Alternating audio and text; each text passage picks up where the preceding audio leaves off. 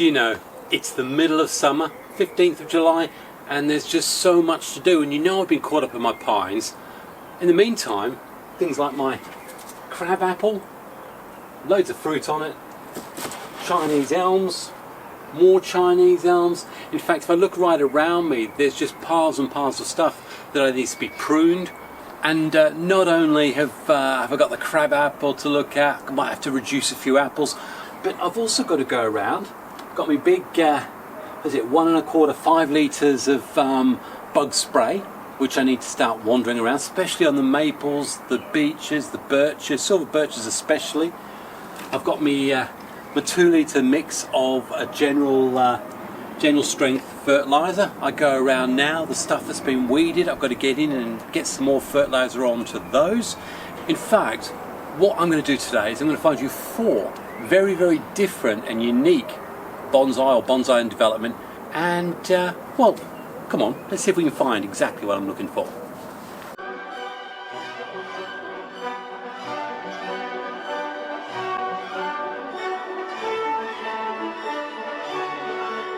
Hi, it's Xavier and welcome to my bonsai retreat. And do you know what?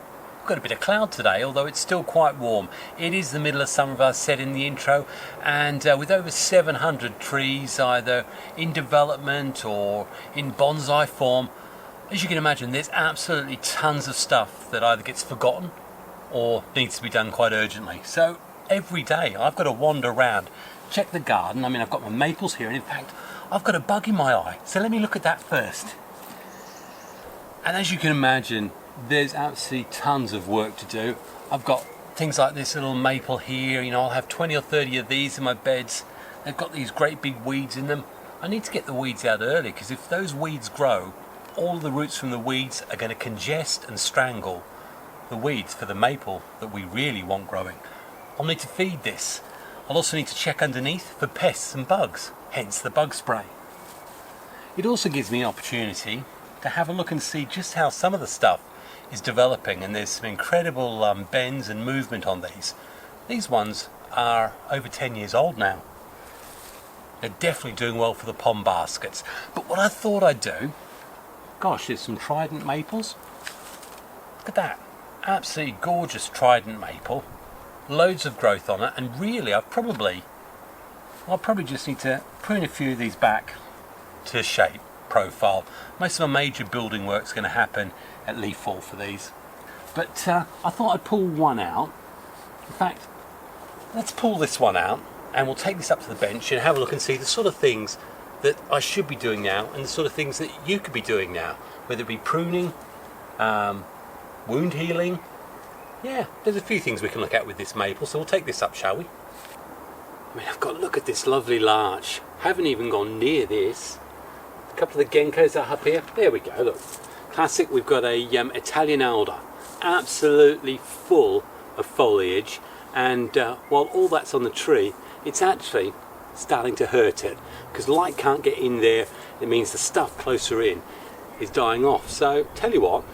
Should we take this and have a look at this as well? Because you know how much I like Italian alder, especially a good one for beginners. I've got some oaks and stuff that's, you know, it's really getting overgrown. I've got weeds. I've got to go around and continue just pulling weeds out of stuff like this. And as I say, you don't need to have 700 trees for this to get out of control. It can happen very, very quickly. I've got this here. This is it's a hawthorn. I've forgotten entirely about that. Should we take this up and have a look at that as well? Got a very, very interesting root bend in it. I tell you what does amaze me in this garden though is, I don't know if you can see this here, but this fern, I've got one at either end of this planting bed. Absolutely brilliant, but it does hide stuff, including, I don't know what that is. Well, I've got a holly dug in there. I'm not sure what that is. Got lovely little box growing there, and it's amazing the stuff I find hidden down here. This is the sort of thing I'm talking about. So I've got an oak that I've wired up here. I put the wire on probably about 8-9 weeks ago. Now oak is quite slow growing, so the chances are that that hasn't bitten in yet. But actually what I've already realised, certainly this season we had such a warm start to spring in April, May and now June, July, the wire is absolutely gripping so much quicker, certainly on some of the maples. In fact, I'll show you one of the disasters I had with that. Things like this, getting well overgrown. It's a English elm. I think it might be a root cutting, or it was an airlayer. Tell you what, we'll have a look at that in another video, shall we? Look at the growth on this maple, and the reality is the actual tree itself is only that big. So that's the size there. So what I have to make sure is if I have big trunks like this or big shoots like this growing off, they don't end up creating a problem with inverse taper too high up the tree. That's the last thing I need. So should we have a look at that as well? And of course we're down on this side of the greenhouse. It's absolutely bathed in greenery, and the reason why we're here is I just wanted to check with the Dawn Redwoods, which, much as I'd love to have them out on display, I find they do best when they're kept wet, dark and out of the midday sun. They're looking quite nice, but what I'm looking for is, have we got that ruby red shoots? And right now I think we're probably another 2 or 3 weeks away from pruning, probably 2 weeks. I've got to check again. Got wire on these beech clumps, and I've noticed here looks like Italian alder, I think. So we've got Italian alder with wire on, and just the signs here that it might well be digging in. So again, sort of thing you want to be looking for. Anything you may have put wire on, search. In fact, got something else here as well. Hawthorn. That wire's been on too long, so we need to get that off, I think. So let's take these up to the bench as well. In fact, I think I've got enough work for us to be getting on with. Good variety of trees, and we'll whisk through and just sort of see some of the stuff that I'll be doing midsummer. Come on. So here it is. This maple, as I say, it was part of the batch of 100 or so seedlings back in 2014. It makes it 11 years old now, and I'm going to say it now. It's been in the pond basket for a couple of years. I have definitely noticed the difference, and also the lovely lush growth. Balanced, and first thing I do is check signs of aphids or anything, and we had that initial rush of them back in end of April, which got sprayed, but apart from that they've really stayed quite clear. So what will I do now? Well, again, I look at straightforward things. Here I've got a shoot here that I won't want, so we'll get rid of that, and I'm going to put that in a little glass of water because, again, I have a go at cuttings. Put it in there. We'll do some cuttings. I mean, if you have a look on this has got a really, really beautiful line. If I wanted to do a big branch reduction, I probably would have done it about 2 or 3 weeks ago. But I could quite happily, if I wanted to, remove something like that or something like that and get the putty on there. But I'm quite happy to keep that shape. So right now all I'm doing is going to go around and have a look at what we've got here. I'm not doing big structural, but looking lower down, here's an example. We've got this long branch here. It's going horizontally across when clearly I want the growth this way. So I can definitely remove that. And we know where that's going to go. There's a branch that's going up in the middle here. We've just got some small growth. We want to get rid of all the sort of growth that's in these crotches. Just neaten that round there. That's really quite ugly actually, so I think I'm going to make a bigger decision on this one and actually remove it, and then just put a little bit of cut paste on the side. Looking here, we've got some nice horizontal growth. Get rid of that inner stuff, but we've got this big one going up, so get rid of that. Another nice fine cutting, and then I think we can probably safely pull that right back to there. Remove a couple of the leaves, the bigger leaves, and do what I call a semi-leaf defoliation.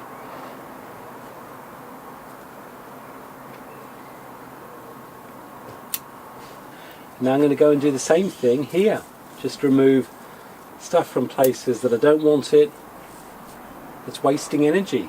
So what it means is for the, gosh, look at the sun shining off my head. What I'm trying to do there is making sure that the energy that's in the current system is going to be directed now to only to the shoots that I actually want over the next 6 to 8 weeks. So I'm going to do the same thing here, and look, we've got something on the inside, get rid of that. Burnt leaf, get rid of that. These ones here, another burnt leaf here, and indeed there. So I'll just shorten that one off. And now I've got the feel of where the external profile of it's going to be. I can pretty well do a cut that says I'm going to be cutting all the way back to there, so I can already just do a straightforward based on where I know the profile is going to be.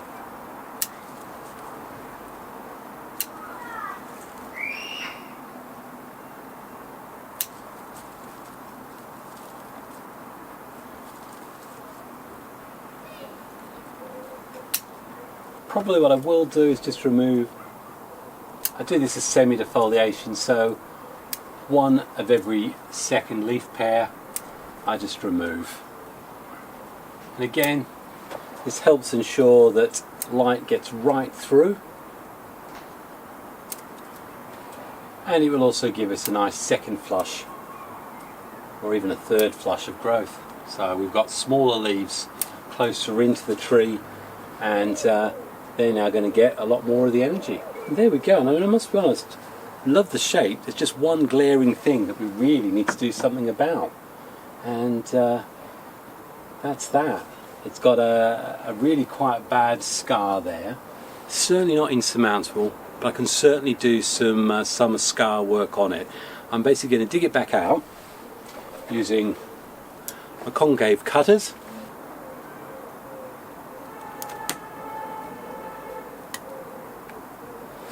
Taking out quite a big chunk there.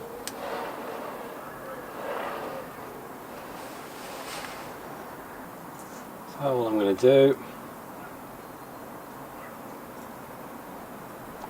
is apply cut paste over the wound.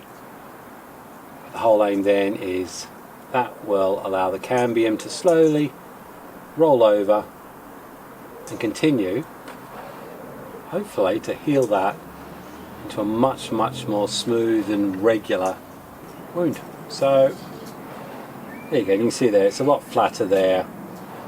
Got another one under here and here. Might have a little look at that one. And the key is to actually go into the bark, so you create a cavity.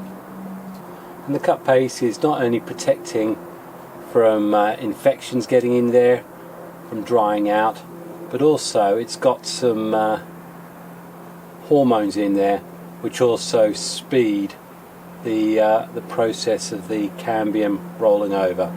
So there you go, I've done 2 sites on that, and without a shadow of a doubt that is just as important a work to do as the semi-defoliation, inspection of leaves, reducing of shoots in places that you don't want. You're getting maximum amount of results from the effort in a single go. Doesn't need a bug spray, but what I will do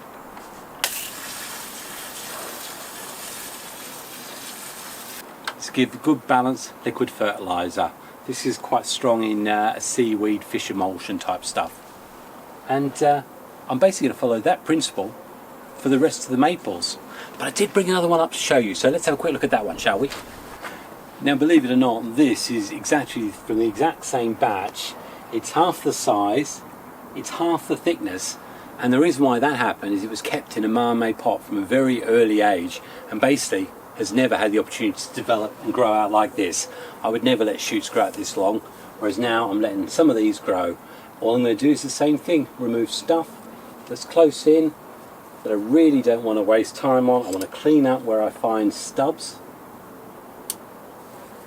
Again, checking for bugs or anything, and bearing in mind this is a different part of the garden. It's quite a relief to see no bugs at all. But looking close, we're going to have a potential issue with thickness here and lack of taper. If you look at the thickness of the trunk and then we go up to the next line here, a little bit of taper, and then we go on up there. Not a lot of deal of difference between those two, and really I think for me the answer is to actually cut it off, and obviously make sure we put a bit of cut paste on it just to seal that up. And again, what we decide to do with our various shoots is often very, very subjective. It's what we want to try and develop with our trees. And in this case, I actually love the little Mame shape of it, and that gave me a lot of energy and vigour. What I want to see now is where I've removed that, the buds down the base here, I want them to come out and then let them grow out, probably to half the thickness of that one. But we've got a few leaves in there close in, and really we've got growth in here that I actually don't really want. This big one here, I'm going to get rid of that. But I'll say to you right now, there's one very, very important tip that you need to take note of when it comes to what you do with these. Because if you don't, the chances are you could well end up stunting or even killing your tree. More of that a little bit later. And there we go, substantially smaller, and I do love, there's a lovely bit of movement, and obviously just, now we've got this absolutely beautiful, beautiful crabapple that many of you know I picked up from Greenwoods. I finally invested in a crabapple. I've got a lot of smaller ones, but none that produce flowers or fruit. And if you're looking close here, you can see there's a number of apples on this. There's also quite a lot of these leaves that are browning off. And one of the things you also need to watch out with your fruiting coarse variety is any signs of rust, and certainly with apples, woolly aphids. Now, I'll tell you right now, what I'll do for this is I'm already going to just remove any of those leaves that show signs of rust or any browned off tips, and mainly because it's unsightly, but two, it will help produce a new flush anyway. The key thing I'll probably say right now about your crab apples and apples, unlike your cherries, is so long you do your last proper prune in the autumn or in the very late winter before buds open, then you should be able to maintain your flowering buds. And my plans for this is, believe it or not, next year I am going to put an air layer somewhere around here.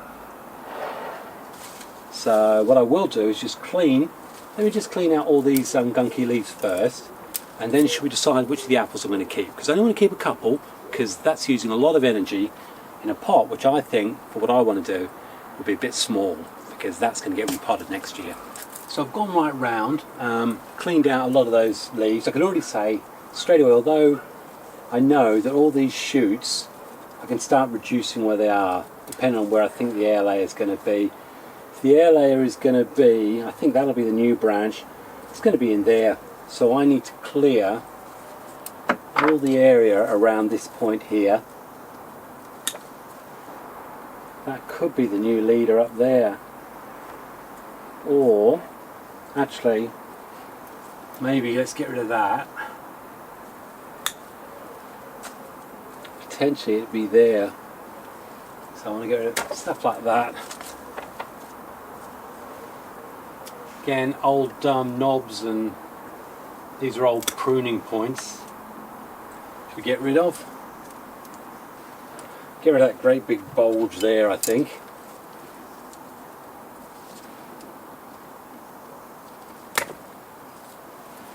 Yeah, it's really quite big, ugly bulge right there.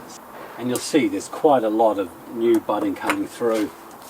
When you look how that width there, all those buds there.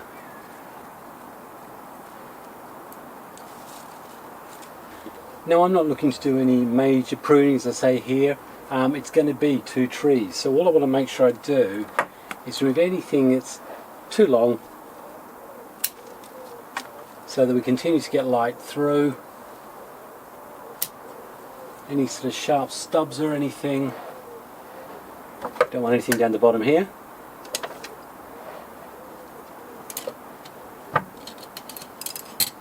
Some great big leaves here, we'll get rid of those.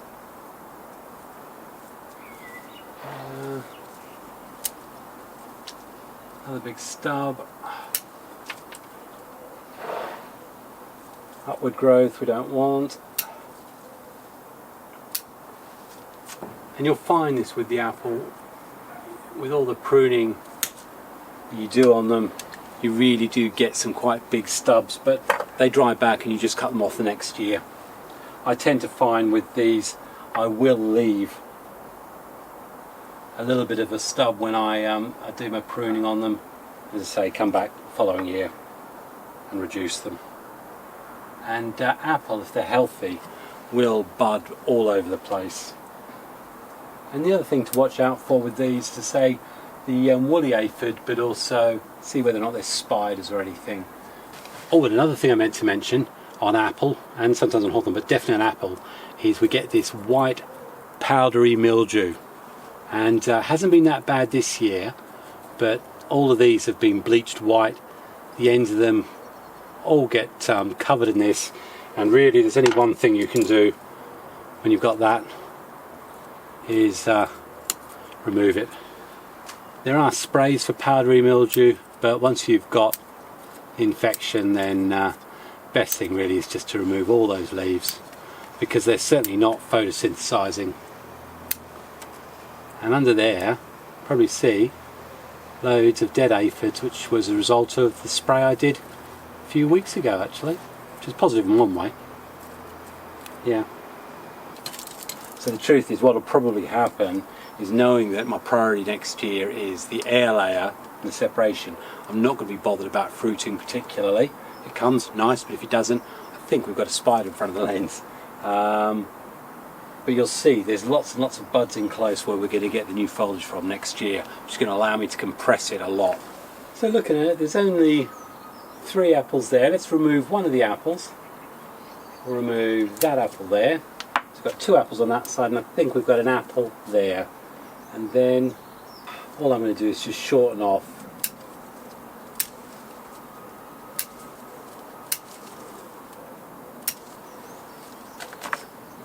these. I'm not going to make a decision about that right now, I don't need to.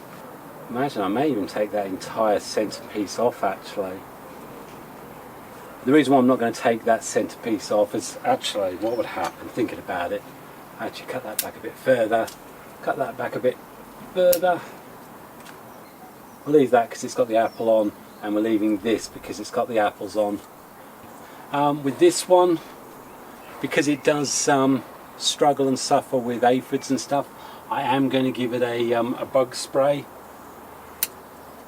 Let's remove a few more of the leaves, and it goes without saying, definitely. There we go. It's enough. Light gets in, ventilation. The tree will have another big boost. We'll get to see what the apples are like when they grow up, but primarily that air layer, I think. Or is there anyone there who thinks, don't bother about the air layer, you like it as it is? In which case there'll be some more pruning to go. Front somewhere around there, I think, maybe. Yeah. Anyway, there's that crabapple. Let's go and have a look at that other crabapple that I pulled out, shall we? Same thing again. Obviously it's a lot smaller. Get rid of stuff that I definitely don't want. And with this one I'm concentrating the growth upwards for thickening, so I've got some stubs here. In fact, we'll give it a quick spin. Nice interesting move. I've got to make a decision on that, because otherwise it's going to come over too much. I'm pretty sure this is an apple from the monks up in Orkney. So basically the pips were planted. So all I'm going to do here for now, I think, just have a think about just shortening. Just deciding whether I actually remove all. No, I'm not going to remove there. But could potentially remove some of that, maybe. That's very, very straight. So I think I'm going to cut that one back. And you can see immediately how my approach is different. I tend to, in the end, prune back every year. It means that in terms of scars and wounds, they're normally quite small and hard to see, but the development of the tree will often take a lot longer. But do you know what? It's worth it. I've had this one going since, say, 2014. I think I'm actually going to pull it back that way. Maybe that gets removed, but I don't need to make that decision now. You look at it like that, I think that's a lovely looking tree. And then the only thing I do make sure I do, certainly as I said earlier, is I look for any signs of red dots or blackening on the leaf, because as you can see here, you can see those micro dots, and that's normally for me an indicator that if you turn the leaf over, I can see really fine white signs of aphids. So that's normally my indicator, those little spots on the leaves. Give this, so this is going to get a good spray. But I mean, I think it's looking really nice. It's taken many years, and many of you say, oh, it's very, very small. But I've got a number of Dawn Isaac ceramics that will fit in beautifully. Just want a couple more years. I just want to thicken it up and make it look just that bit more mature. And I know I said that there was one big essential tip or piece of advice you needed to know about, and it sounds obvious, but you know what, if you're doing a lot of trees you can forget very quickly. If you're going to take off 30%, 40% of the canopy or the foliage, then they're going to be very, very susceptible in the summer to scorching and a lot of badness. So I always put them in a very shaded area, normally for a week or two, until they can get the inner part of the leaves that haven't seen the sunlight, can get used to the fact that they're getting sunlight. And then normally, especially now we're in the middle of summer, that will protect them and preserve them and make sure that all the work you do isn't wasted because you scorched them in the sun. While they're here, I've got my sprayer, and I'm just going to give them a bit of a bug spray, just to make sure that though I didn't see anything, they're going to be nicely protected as they recover and go through into the second part of summer and into autumn. And this approach I apply to anything that I prune this time of the year.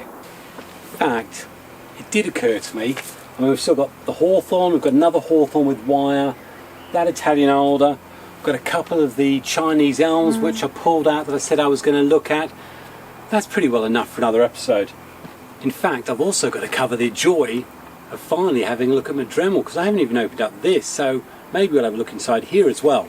That is all for, well, that's not really part two, but for the second part of essential summer pruning for your hawthorn, for your alder, for your Chinese elm. In fact, I've got to revisit the Japanese larch, which are due for their second reprune, or first in some cases. You want to see another great summer pruning video? You've got to watch that one, really good. Apart from that, enjoy summer, happy bonsai and God bless. Cheers.